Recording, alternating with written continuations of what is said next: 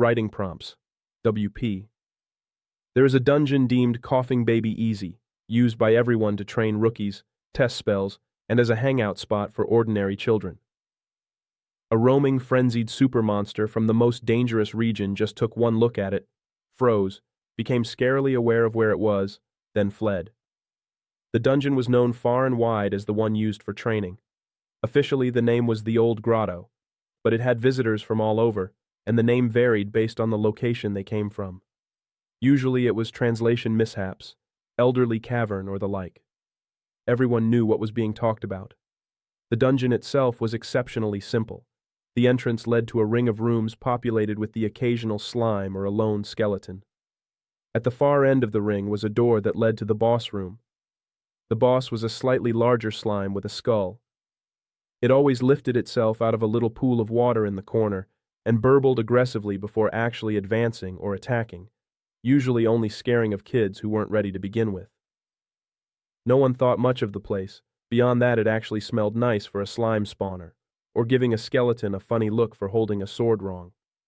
It was the lowest and most beginner-friendly location that was outside of a training field.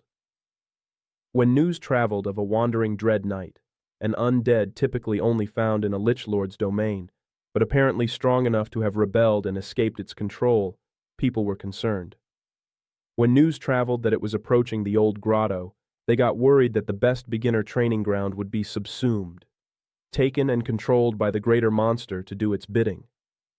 When the supposedly fearless undead saw the doorway and Asterisk ran away, people weren't sure what to think. It was noted for later, but the wandering dread knight was a more pressing issue as it began rampaging through fortified towns. A group was gathered to slay the abomination, for which they were celebrated. They stayed together to investigate the Old Grotto, a place they had all separately started at. Upon their arrival in the boss room, the usual slime raised from the puddle and burbled. It then stopped, and a skeleton wearing a strange uniform, almost a mimicry of a courier's garb, climbed out of the puddle. It tipped its hat politely to the ladies of the group before rummaging through its satchel. It pulled out a scroll case, which it passed to the group's vanguard. The skeletal courier then looked over the rest of them, before pointing at the rogue, seemingly at random, and digging through its satchel once again. It pulled out a letter, walked up fearlessly, and handed it to her. It then stepped back, gave the group one more assessing look, before tipping its hat once again and hopping back into the puddle. There was a moment of bewildered quiet before the boss slime burbled and charged the vanguard. It broke itself on the enchantments on the shield, not even making proper contact. By agreement, the group left and read their messages. While the rogue's letter was about a private matter, they agreed the scroll would be brought to the guild.